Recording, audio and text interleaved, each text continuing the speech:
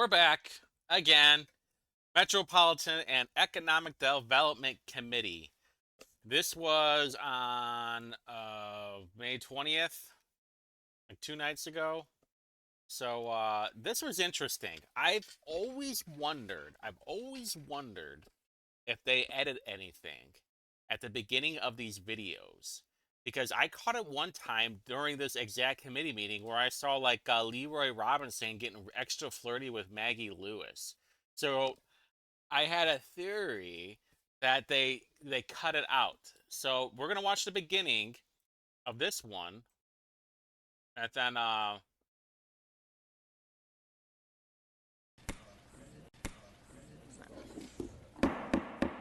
will now call to order the Metropolitan and Economic Development Committee. okay, now we're gonna do this one. This was the unedited version. I recorded this as soon as it came out because I wanted it to catch it before they did any editing at the beginning. Leroy Robinson does a little fist bump with Jared Evans, no big deal.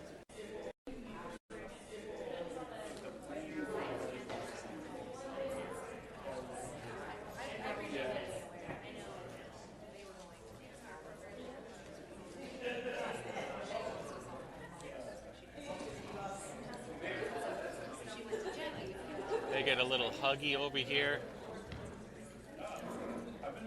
Before, there was like Leroy was almost like massaging Maggie's shoulders. I wish I had recorded that. That would have been a good one.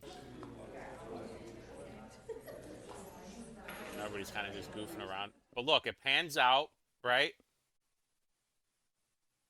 Because the camera person probably caught that and didn't want that to be part of it. It'll come back in a second.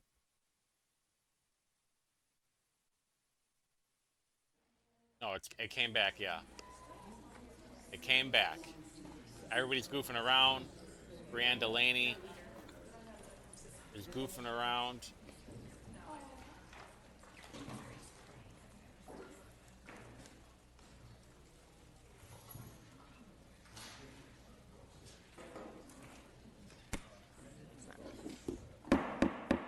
I will now.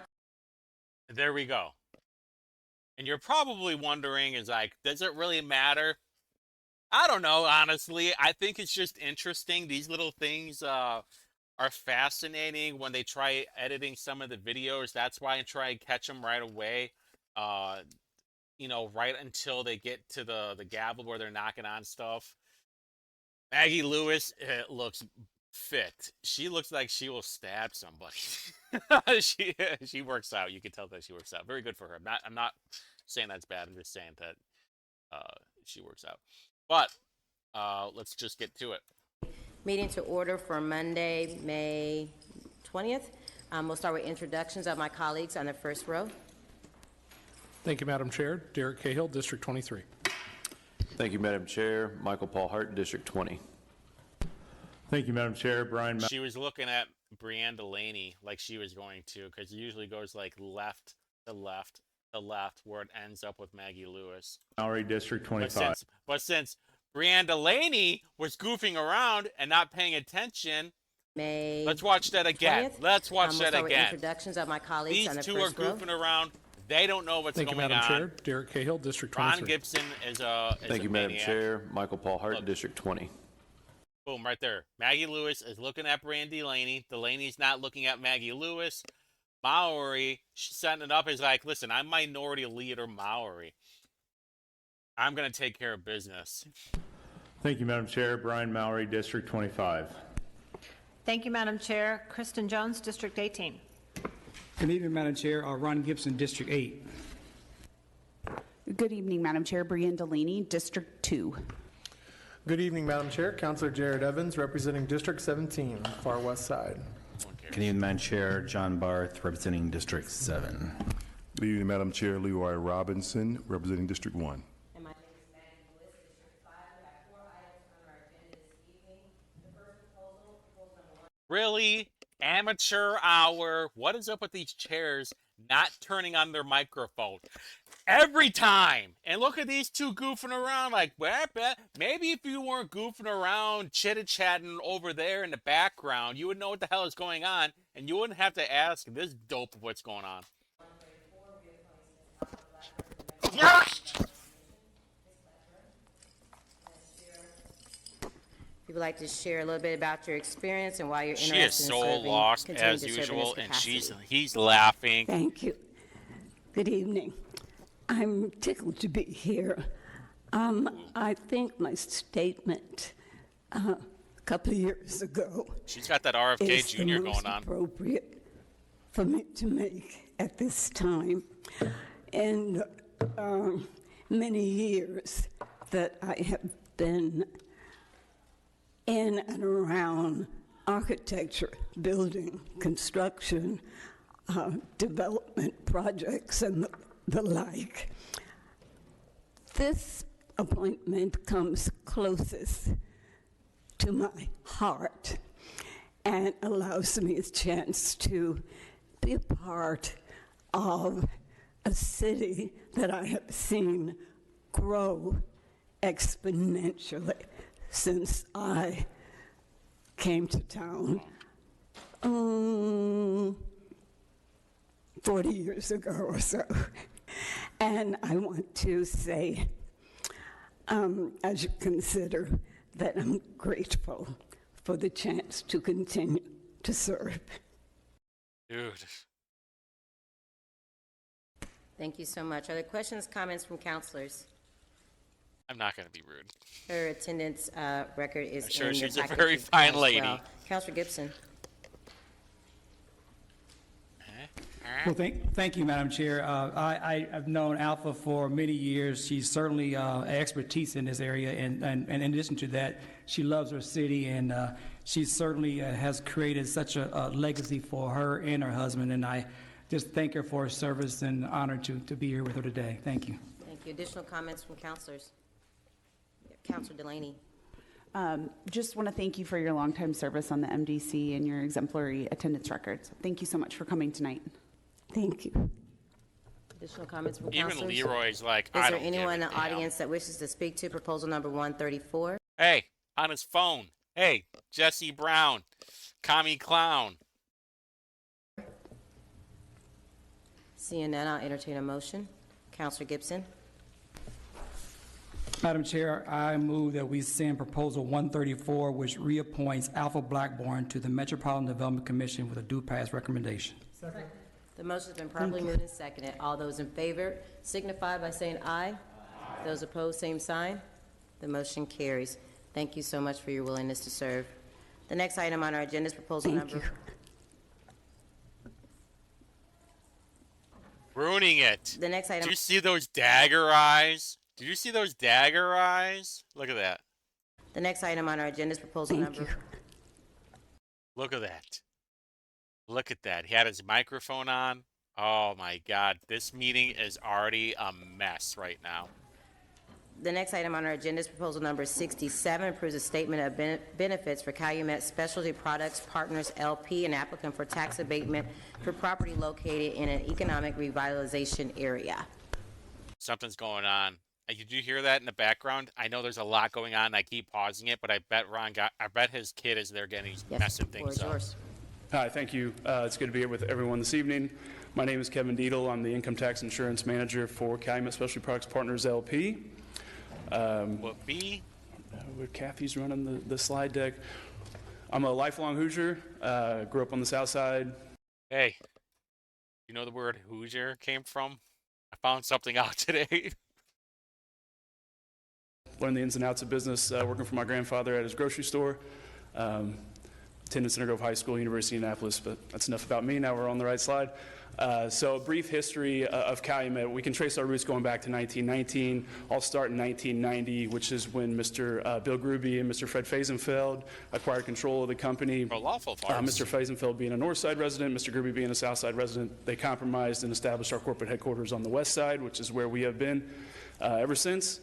Some other important items to point out: in 2006, we went public. We are currently publicly traded on the NASDAQ under the ticker symbol CLMT, trading at about $16 a unit.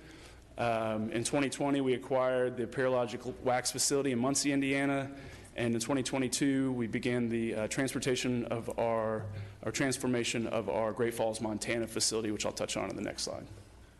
We're broken down into two main business segments. On the left-hand side there is our specialty segment.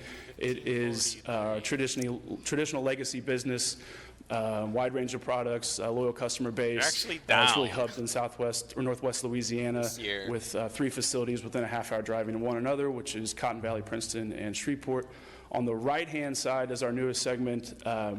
This is our renewable diesel segment and really the future of Calumet. So at our Great Falls facility, we took the 30,000 barrel per day refinery and split it into 2 segments. One continued the traditional legacy operations, and the next began to produce renewable diesel and sustainable aviation fuel.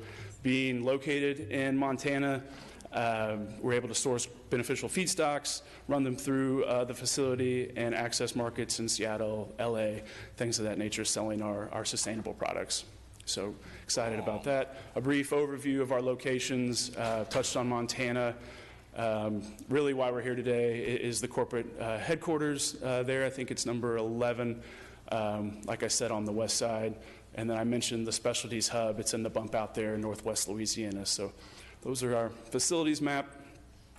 In 2023, we began looking for a new office space, about 50,000 square feet. Committee was formed, and really there were 4 criteria that the committee was tasked with checking off. The first being a facility that's able to retain our top talent. With the work from home environment now, it's important to provide a space where people want to come into work. Second is a facility that's able to recruit and the Indianapolis talent base and really kind of dive into that. Third is provide a space that's more collaborative in nature, more conference space, open floor plan, things like that. And lastly, which is most important to our CEO, Todd Borgman, is a space that has proper amenities, restaurants, hotels close to the office that, we entertain folks from out of town quite a bit. Yeah, we gotta make sure that we find somewhere we can get somebody drunk and laid. Those are the 2 important criteria. Out of the country, and it's important to have those amenities close by. Project parameters, so our retained job commitment is 190 employees.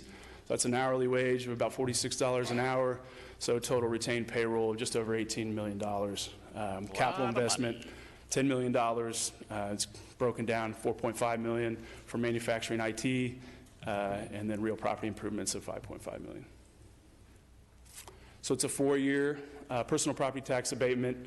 The benefit amount to Calumet's $139,000.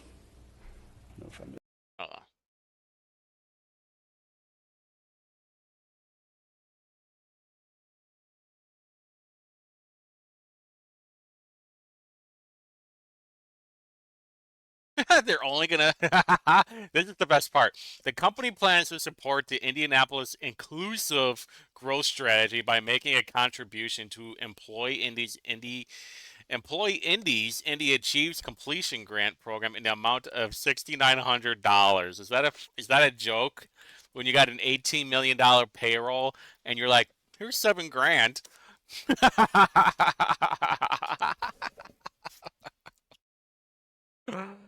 Oh man, that's so good. And with that, go Pacers, and I'll take any questions. Thank you so much for your presentation. Questions, comments from counselors? Seeing no questions, I do believe there is a motion to amend. Thank you, Madam Chair. I respectfully move that proposal number 67, 2024 be amended by substituting a revised Calumet Statement of Benefits, Exhibit A, and revised MDC Resolution, Exhibit B. The revised changes the number of retained employees from 220 to 190, and I so move. Is there a second? The motion has been properly moved in second.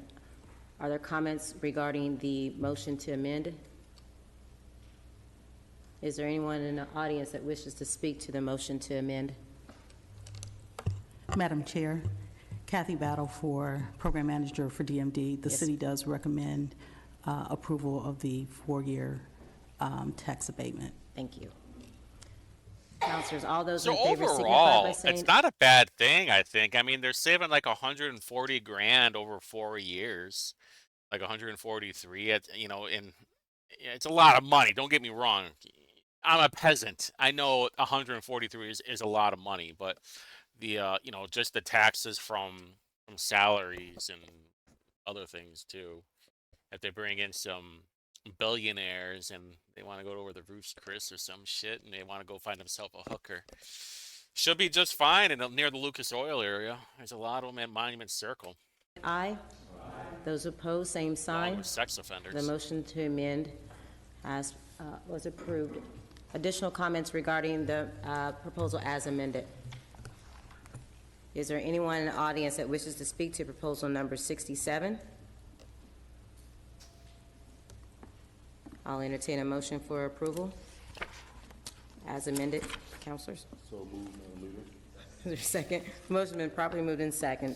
All those in favor signify by saying aye. Those opposed, same sign. The motion carries. Thank you so much. No Larry Vaughn. The next item on our agenda is proposal number 135, approves the applicant's statement of benefits to allow tax abatement for Novartis, and someone correct me if I pronounced that wrong, Manufacturing LLC and Advanced Applications USA, Inc., for property which is located in an economic revitalization allocation area defined as IC 36-7-15, 1 through 26. OMG. Madam Chair Yes, ma'am. and members of the committee, Kathy Battle again for DMD. Proposal 135 is a request for the statement of benefits. Just a little information, the project is located 8520 Challenger Drive, which is located in Council District 20 with Councilor Baines, which is Councilor Baines' district. The project is located in the airport TIF allocation area. This is Phase 2, which is an expansion of the project. It will invest $53.4 million in real property, and it will also invest $56.6 million in personal property for Building 2 on the current site. The project will bring an additional 55 jobs at an average wage of $55 an hour. Novartis will realize a combined estimated tax abatement savings of $7.2 million over the term of the tax abatement, which is 6 years, for real property as well as for personal property. They commit to the 170 retained employees that they currently have, and they will be adding the 55 employees. The city is recommending 6 years for real property and 6 years for personal property tax abatement. We have with us today Raul Ufor, Megan McNulty, and Mike Felleroni, and they're going to present. Felleroni. Good evening. Thank you. Okay, well, I'm Raul Ufor, site manufacturing head in Indianapolis, working for Novartis. Okay, so today we have some presentation. I would like to provide some overview about the company first. In the next slide, please. Okay, just to give you an idea, Novartis is a worldwide pharmaceutical company. So we have a huge presence around the world, but also we have a very important presence in the United States. As you can see in the slide, so we have several manufacturing sites, commercial offices, and science office across all United States. So I am representing a manufacturing site that is located in Indianapolis. And basically what we are producing in this manufacturing site is an innovative medicine. So Novartis is focused in innovative medicines. And one of the innovative medicine that we are producing is Pluvicto. Pluvicto is basically a product that provides treatment for cancer. In this specific case, is for prostate cancer. So basically what we are producing is a synthesis between two important elements. One element is the isotope, that is a radioactive material, and a ligand that is like a smart molecule. So in this synthesis, so we are connecting these two elements, and basically the small molecule or the ligand, what it's doing is when it's injected in the patient, is looking for specific cancer cells. And we are able to provide radiation specifically to the cancer cell, and we are killing the cancer cell with this treatment. So the improvement of this treatment is that we are attacking directly the cancer cell with not damage to the rest of the body in the patient. So one of the characteristics of this product is the shelf life is very, very short. So we have only from the moment that we are manufacturing the injection up to the moment that should be injected in the patient is only 5 days. So that's why Indianapolis for us is a very important location, because we have less than 12 hours in probably the most important population in the United States driving. So, but and also we are located very close to the Indianapolis airport. So we are not currently using the airport, but it's our plan to start to use the airport. So currently we are using other airports in order to distribute our product, because again, so we have a very, very short period of time in order to achieve the hospitals and the centers where we are applying this medicine. And don't forget, FedEx is moving their hub to Indianapolis. I think it's like number 1 or number 2. So again, Indianapolis is providing us a very important logistics benefit. So this is a picture of the current site and where we are located. As I mentioned, we are in front of the Indianapolis airport. In the next slide, basically I can show you that today we are having 170 employees. We started the building in 2020. We have been investing approximately 170 million. This is our plan for the phase 1, and currently we have 170 employees working in our facility. But I will hand over to Mike to provide more information about the project. Yeah, thanks so much, Raul. And my name is Mike Falleroni. I'm a partner at Ryan and just helping Novartis out with this project. And I have some Hoosier pride as well. TJ McConnell went to my high school, so big Pacers fan. Yeah, Kathy, perfect. So if you could see, I know that a lot of the issues that come before you are, sometimes companies expanding, but then sometimes companies not living up to their commitments. Just wanted to showcase this slide to show that. What is this inclusivity plan? What the crap? Not only is Novartis looking to expand the existing facility that they operate in, and that should be fully complete by the end of 2025, but if you look at the site, it's almost like a barbell, right? So 2 larger land spaces on the east and west side. The current facility resides on the east, and the next phase is proposing to build that new facility on the west side. Kathy, next slide. And just a recap on the phase 1. So we worked with Councilor Bain and worked on an inclusivity plan to complete about a little over half mile of trail space. Oh my God! No one cares. Where the trail ends on the west side to the east side, so it would provide unity for the residents and anyone else that's utilizing that trail space. Really, that's what it is. Hey, I can ride my bike over to work now. No, hey, thanks, butt cancer people, for building a bike trail. I mean, that is so much money that you could tell that it's laundered. $724,000, really, for a bike trail? Shut the fuck up.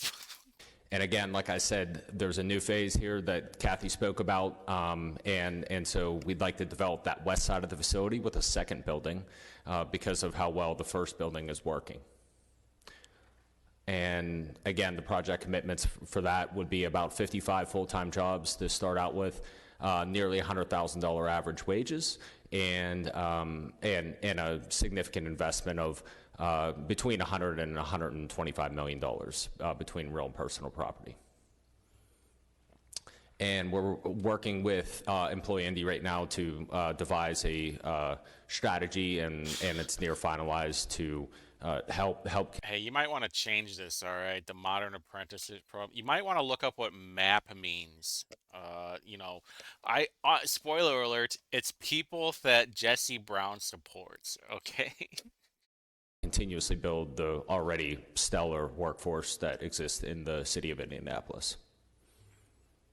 And this just shows a pictorial of phase 2. Again, this is the west side of the facility. And you could see, if you look east, there's a parking lot. And then, Kathy, maybe next slide, it might be a little bit better. So that's yeah, there it is. So that's the facility. And then if you look on the east side, that's the existing facility on the other side. So there'll be a parking lot that would abridge both campuses. And the really exciting thing about this as well, Kathy, if you want to, is the potential for future expansion. So this building is going to be modular in nature. That would allow the company, should this product take off for, right now it's being used for prostate cancer, but if it branches into other cancer areas and demand continuously increases, there's potential for future expansion as well. I don't know. It seems solid, right? Thank you so much for your time. The things that they promised already back in 2020 is already fulfilled. I mean, as long as we know it doesn't cause people to become a zombie, I think it's all right. Are there any questions? Question. Thank you so much for your presentation. Questions, comments from councilors. Councilor Evans. Thank you, Leader Lewis. I'm a proud sponsor of this. I used to represent this area and am familiar with this company and the work that they've done. What they didn't tell you is that the last time we gave them incentives, they met and exceeded their That's what I numbers just said. This time in employment. They've been a great partner in Decatur Township, and I think Councilor Bain did a really great job working with them on their additional investments that they're going to do in the community and connectivity. There's a bus route that runs through there, and if you haven't been through Ameriplex, it's one of our more premier business parks in the city of Indianapolis. So I'm very excited about this and happy to support them moving forward. Thank you. Give a damn. Thank you, Councilor Evans. Additional comments, Councilor? Just a question more for personal curiosity, because I also work over at Ameriplex. Are the people, it's manufacturing, will they leave for lunch, or do you envision they primarily eat on site? So currently, people have the freedom to get out, bring food. So we are providing a space to have the lunch. We are providing some lunch time to time. We have some machines in order to dispense some lunches. But people, maybe sometime in the lunchtime, they are preferring to go to some place. And so we have a mix of. Okay. I sometimes have a pizza party. Sorry, no raise today, but you'll get the pizza party. Yeah, I'm just curious. There is a near complete lack of places to go get lunch over there because it is all manufacturing. Yeah. So hopefully this will inspire some new lunch options. Yeah, so we are planning to. Listen. Man. To create something for the employees, because we are increasing the number of employees, and I agree it's a concern that we don't have a I don't place think you need close those to us, options, Derek. but people will have very, very short, more probability Maybe you to need buy less the lunch options. inside the factory right now. But so we are providing something to mitigate the issue right now. All right, thank you. Thank you. Additional comments from councilors. Is there anyone in the audience that wishes to speak to proposal number Look at 135? Leroy. What is he mad about right now? Is this Seeing none, I entertain a motion. booty call ditching on him last second? Yep, council, go ahead. Thank you, Madam Chair. I move that we send proposal number He was 135, gonna which wanna say approves it. the applicant's statement of benefits to allow tax abatement for Novartis Manufacturing LLC and Advanced Accelerator Applications USA, Inc. for property which is located in an economic revitalization allocation area defined by Indiana Code 36-7-15.1-26. I so move. The motion has been properly moved in second. All those in favor signify by saying aye. Those opposed, same sign. The motion carries. Thank you so much for your presentation. The last item on our agenda is a budget update on the Metropolitan and Economic Development portion of proposal You number wanted to say thank 133 you, and señorita. 174, DMD and BNS.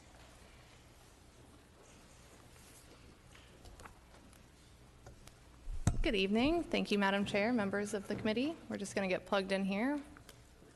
Ugh. I see this woman every time I'm at the full council meeting. She looks unhealthy. Try. Hey, click on it one more time. Yeah, there we go.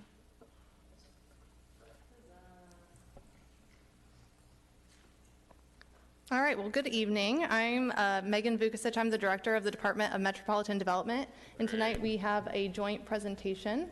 I also have Abby Brands here with me, and so we're going to be presenting on the spring fiscal today. I will turn it over to Abby to start us off.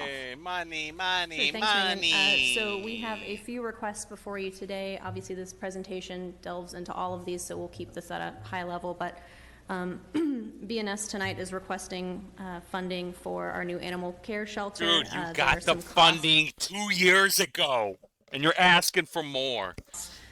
related to our contractors that are rolled up into this. And then we are also requesting $3 million to go towards our backlog of unsafe building demolitions. Megan? And then for the Department of Metropolitan Development, we have contractual costs of about $276,000, land acquisition costs of $1.5 million, and then housing to recovery and pathways to housing in the total amount of $2.5 million.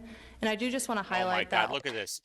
$2.5 million being used on junkies, and you couldn't even get that combined for land acquisition contractual costs. And All of these requests in the spring fiscal, these are supported by either additional revenue that was appropriated, that we found that had not been appropriated, so cost savings in the city budget, or it's being supported by prior year encumbered funds that are no longer needed. And so that will specifically come into play when we talk about that land acquisition cost.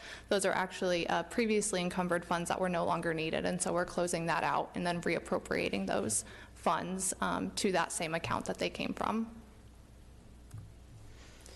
All right, so moving into the BNS requests, look at that beautiful new shelter rendering. oh, look, and it still hasn't happened for 2 years.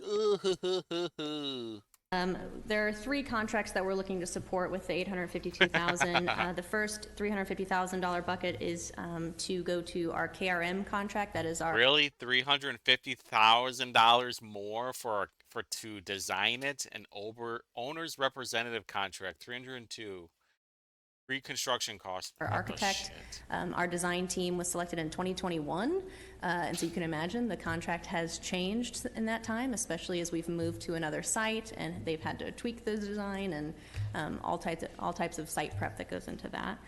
The next bucket, $302,000, goes to the owner's representative. So we have contracted with JS Held as an owner's rep, and it has been absolutely money well spent. They came in and hit the ground running immediately, and they've kept all of our meetings on track and have pushed forward really our ability to break ground much sooner than we anticipated. It better be this year. The final bucket there, $200,000 for CM pre-construction costs. So we decided to do a CMC build model, or construction manager as contractor, and we will be awarding that contractor at the Thursday BNS board meeting, just a couple days from now. Very excited about that. Obviously, there's going to be upfront construction costs as this build type. They get in early and they provide professional service hours to review the design and ultimately help us come up and finalize that design. Listen, it just needs to be a cinder block building. These panels and everything, it's going to turn into shit. I guarantee you this building will be garbage within 10 to 15 years. A couple points about the new shelter. So I believe this body knows, but located at 5001 East Raymond, that is the southeast corner of Raymond and Emerson. We are currently contemplating a 70,000 square foot building, but obviously with the CM coming in, their pieces may change. Just some high level pieces. I think I've mentioned before, our current medical suite is essentially a closet. And so actually having a true medical suite, not only to enable our care, but to be able to bring other vet and vet techs to our location to assist us with care as well, is a game changer.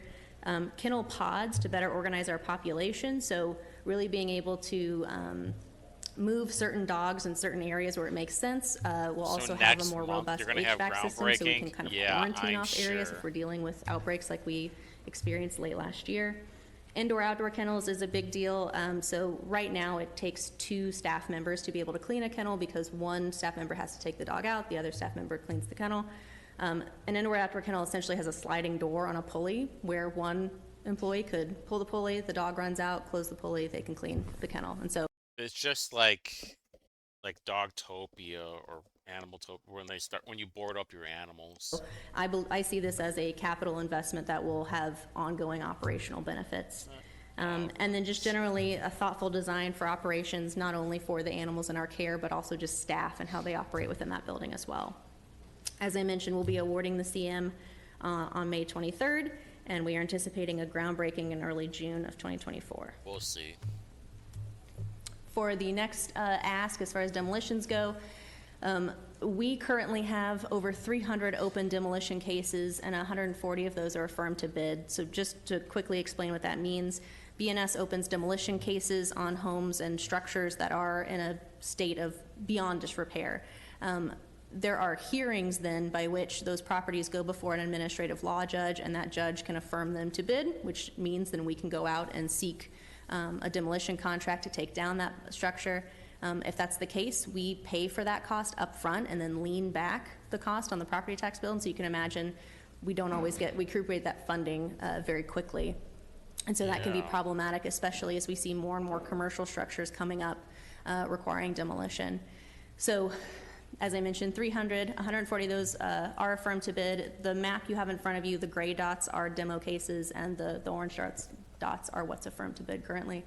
That backlog includes 11 commercial structures, which ranges just from large buildings to apartment buildings.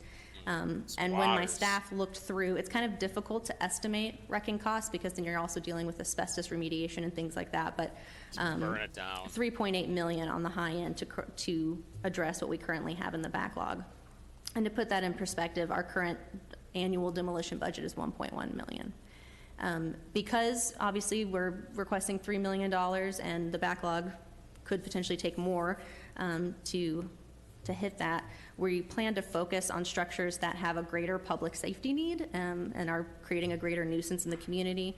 For example, there are 2 buildings on the Roselawn campus that have been affirmed to bid, and we know the neighborhood's been a really good partner as far as addressing that ongoing redevelopment, so that's an area we could invest these dollars.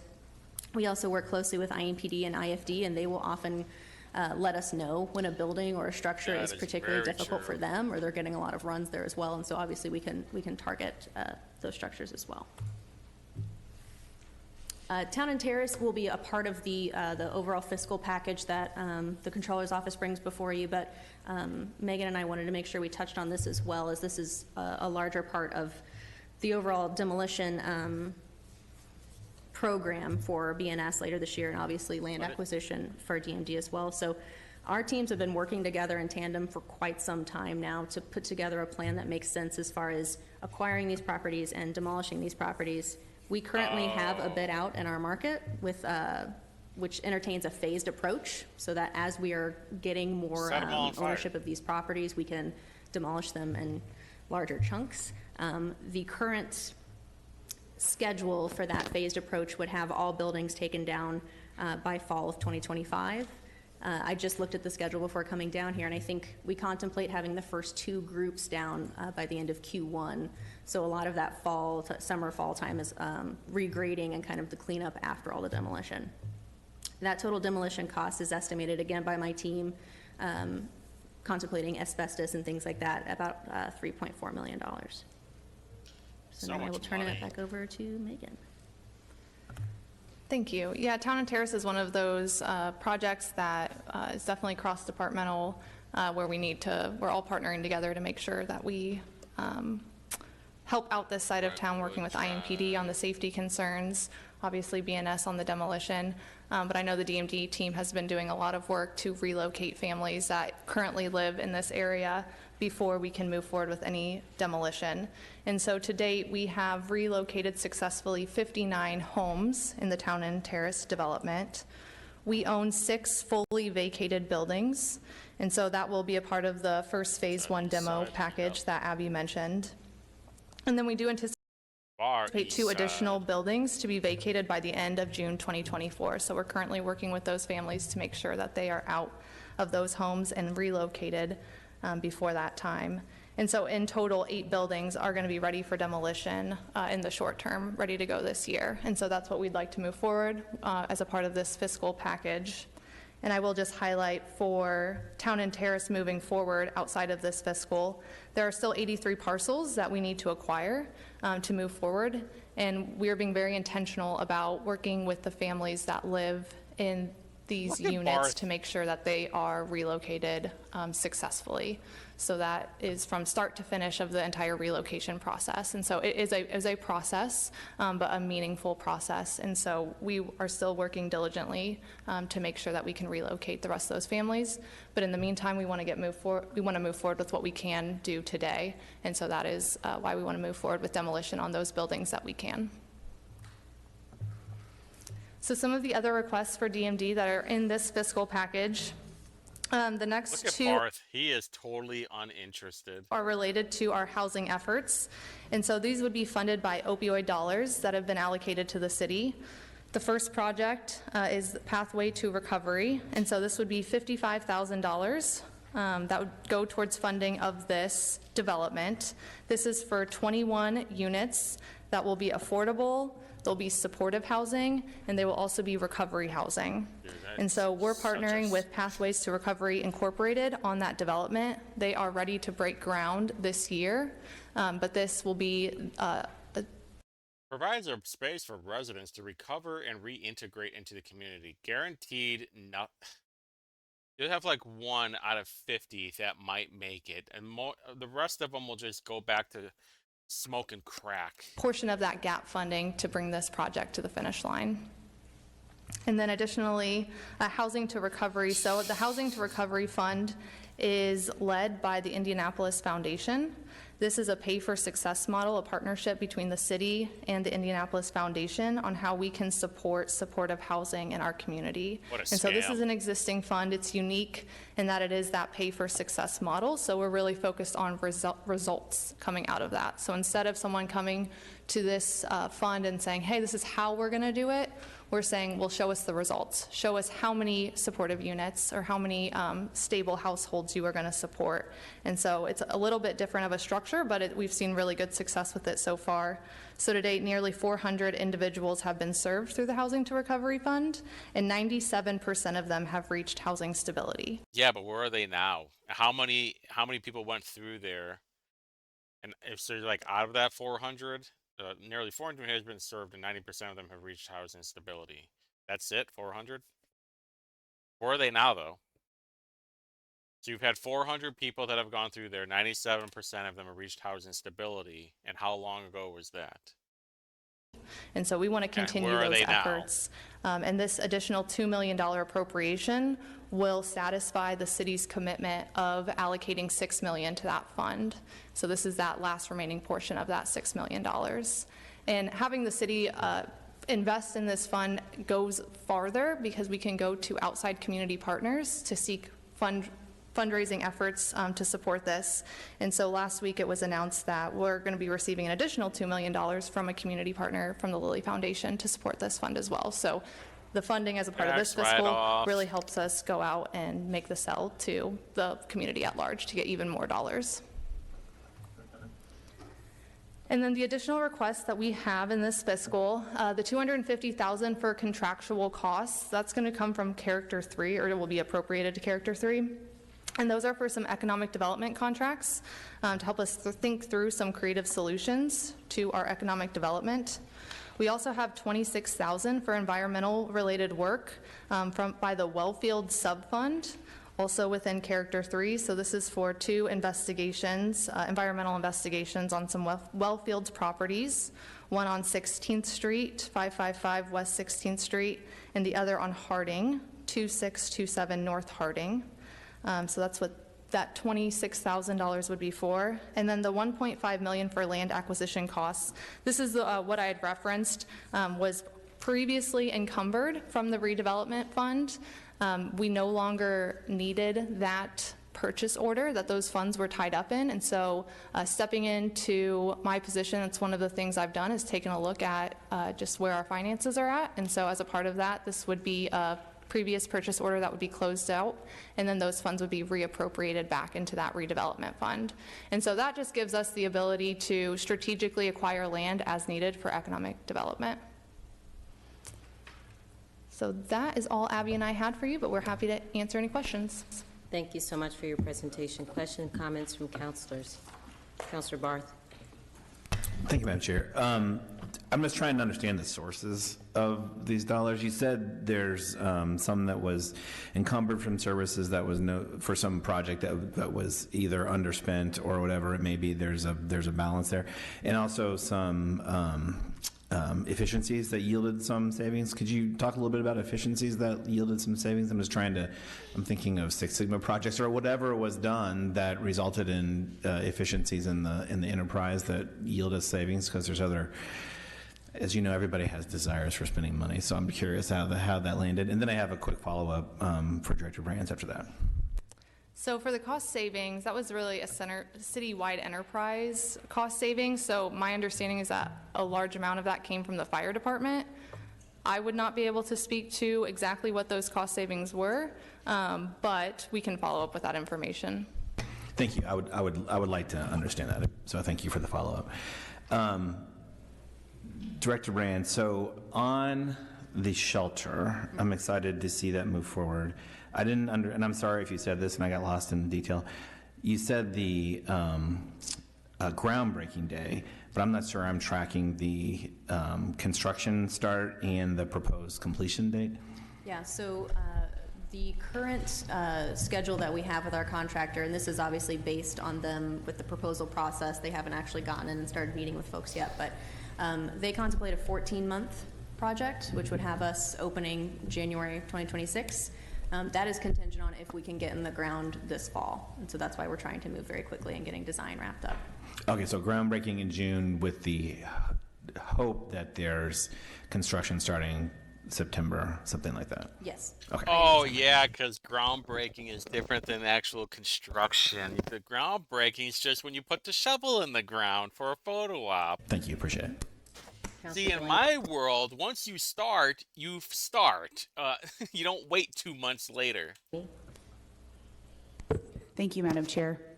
One of the things, I recently toured the shelter, and I want to commend the staff that you have out there for the work that they do and the space and that they're given and the resources that they have. It's incredible what they do. I didn't know if with the new shelter, if you had a one-pager or an information sheet that highlighted the benefits and changes that this new facility will bring to the operations for animal care and control. I think that would be really helpful for me to share with folks, because there's a lot of interest in what's happening out there, and I think it would be great to share, the positive direction that we're heading. So thank you. Absolutely. I think we wanted to wait until we were a little further with design so we could say for sure this is how big it's going to be and all those, but yeah, we can pull some talking points together for sure. Yeah. Additional questions, comments from councilors? Councilor Hart. Thank you, Madam Chair. Just got a couple things here. I'll start with the one question for one side of this, which is on the demolition costs. I recently had a constituent reach out to me asking about a house in her neighborhood. With there being significant capital being allocated towards that initiative, is there or can there be a schedule presented online where residents could look up what properties are set to be demolished? Because that was really her question to me. So that kind of exists to some degree today, but it involves navigating the Acela Access Portal, which, as you know, we're trying to work on. But if someone did look up that address in the Acela Citizens Access Portal, they would be able to see the status of the demo case and that it was affirmed to bid. They would need a little bit more, I think, background knowledge to know, oh, so there must be a wrecking permit, and let me look up that. I don't know that it would be difficult for us to post our bid package list just so people knew that was aware, or were aware of that. I think we've also even entertained the idea of putting out yard signs too, just so sometimes neighbors can see like this is soon to be demolished, or even after it is demolished, because we do, I think, make a pretty good impact in a lot of these neighborhoods, and we don't really take the victory lap to show like, look what we did. So. Okay, that's helpful. No, it takes time, and I get it, right? The whole process, nothing and being as quick, not to blame you for any means, just the process. But it's come my way, so I want to make sure I ask. The other piece goes towards the animal shelter. So happy to see that a new location, very familiar with this location, so my district is actually bordering this area. A couple thoughts there. That was an old IHA property. I believe the city bought that like 2 years ago, or about that, right? Did that help decrease the cost now that that was already under the city's ownership, or was there a chargeback process to BNS to buy that from, say, OFM? No, that was handled by the controller's office. That has not impacted our project cost. Okay, so which brings me to the design team contract increase. Are we seeing this $350,000 increase because we're going from old site to new site and Yes. just basically starting over from scratch? Yes, so it's a mix between old site to new site. They also just haven't increased the percentage year over year as most vendors do, and so we kind of negotiated that of like, okay, well, because they negotiated the contract in 2021, and obviously 3 years later. But then, yes, also paying our subcontractors, like our civil engineer, to be able to go and do a survey and do that work for this new site as well. So it's all kind of wrapped up in that. So with the site being already owned by the city, how did that manage the cost? Did it bring us under budget? Are we significantly over budget? Can you speak to that at all? So acquiring that site, again, because it was money that the controller's office was able to find, I think they had already allocated it for that site purchase, because I think the city was interested in purchasing that site regardless of what went on it. We just were the first to raise our hand and say, please, for the love of God, let's put our shelter here. So as I'm aware, that hasn't really impacted cost overall. I think considering that we were originally looking at this brown field that would have required a lot of environmental remediation, I would think we will reap the benefits of that, but I would think that has more to do with a timeline and us just being able to move forward at all with this project. Okay, Does that answer your question? If you remember, I said in the previous videos that the original location was going to be at Sherman Park. Well, VS Engineering, who had donated thousands of dollars to the Hogshake campaign, if you go on their website, they say that Sherman Park requires $12 million of repairs to the ground because it's so toxic before anything can go on it. And the location where IACS is right now is completely toxic too. I think it used to be like a garbage dump, and even now things are coming up from underneath the ground of like broken bottles or other things still. And because it was never meant to be a long-term shelter. I mean, without seeing like a schedule, right, or an itemized list, right?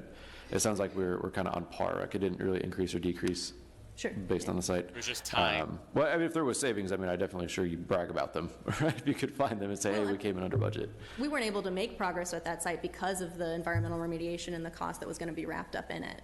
So, I mean, in that sense, yes, we did save money because we weren't going to be able to really move forward with that site had we been able to secure, I think, the $5 to $10 million to do that work. Okay, and then the last thing that stands out to me, Madam Chair, is my last question for Director Brands here. I noticed that there's a portion of the area dedicated to livestock. Correct. Yeah, I saw that too. So, I mean, I have affinity for all animals and love them and cherish them dearly. But don't we already have enough dogs and cats that need homes? And what are you going to do? Bring some goats and pigs and shit? We're going to have ourselves a little slaughterhouse, maybe? That's new. I don't know that our existing one has that. First thing that comes to mind is smell, right? Livestock's Good bring a call. lot different smell than cats and dogs Except and for maybe things of that goats. nature, considering the neighbors. One, just kind of the thought process behind it, how much livestock we actually see in this scenario versus was there consideration to partner out with any organization to take that off our hands? So being the municipal shelter, we do have to take whatever comes to us, and that can be horses and pigs and rattlesnakes and all the things. We do have a barn today. We just don't have that open area for the animals to sprawl around in. I will say, I think, and Kelly Diamond, the deputy, is here today to potentially answer this maybe in more detail, but I think we have good relationships with those types of rescues, like horse rescues and things like that. And so I don't think typically when we do end up confiscating horses or having horses in our care that they stay there very long. But that is a point well taken as far as smell and noise and things like that. And it's something we're being considerate of generally with the indoor-outdoor kennels and the dog runs and things like that as well. Okay. Well, there's a horse sanctuary like right there on Raymond Street, so there's like 15 horses there, but so it's not like people are complaining today, but just something to consider. Sure. All right. Thank you. Mm-hmm. Additional questions, Councilor Gibson? Thank you, Madam Chair. Director Brands, The new care center, I'm excited, first of all. Matter of fact, I think the cost, it demonstrates it's worth the cost because the need is so great. I want to first say that Hey, why don't you take them in, huh? Take in all those junkies. I had a chance to tour the facility as well, and I want to thank Director Kelly and the entire team, Director Brands. They are really doing a good job, and I think you ought to be very proud of that team, and they're thankful for all your support, what you're doing for them. So they bragged about the support that you're standing up for them, and really appreciate you that. I would encourage all of us in this community to go and see the current facility because one, there are animals in just about every inch of that facility. I mean, everywhere. There is no quiet place in there. Matter of fact, the director, when she's working, there's at least 20 dogs around her while she's working. Yeah. I mean, there's so many. There's such a need for the facility, and they do a good job of cleaning it. But the smell of that facility says everything when you walk in there. Matter of fact, it demonstrates the need why we need a new facility. I agree with him. And so thank you, Director Brands, for keeping your taking your poops finger down the on hallway, and making sure we get a river cutting, getting the ground breaking. So I just want to thank you for that. I mean, that's very well needed. Second is the demolition. I know you have a whole lot of demolition requests come your way, and I just want to say thank you for at least listening to in my community where you mentioned the vacant complexes on Emerson, our apartment complexes on Emerson. That's been an eyesore for us 10 plus years now. So I think we would love to see a couple of those get demolished, and I just want to put my bid in for that. So thank you for that. Thank you, Madam Chair. Additional comments? Is there anyone in the audience Martha's that ready to wishes go. to ask any Evans questions is ready or to comments go. regarding the budget?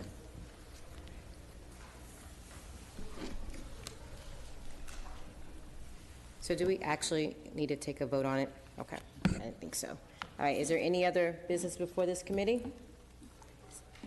Seeing none, we are adjourned. Man, look at that. Evans is ready to go. Always ready to go.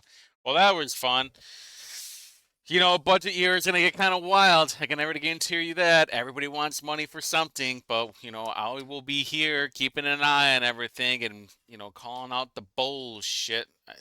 We'll see if that animal control building actually does happen. I will be very surprised if they are on schedule because it has been 3 years already, and they're not. Yeah, it'll be 3 years, but if they even start construction in September.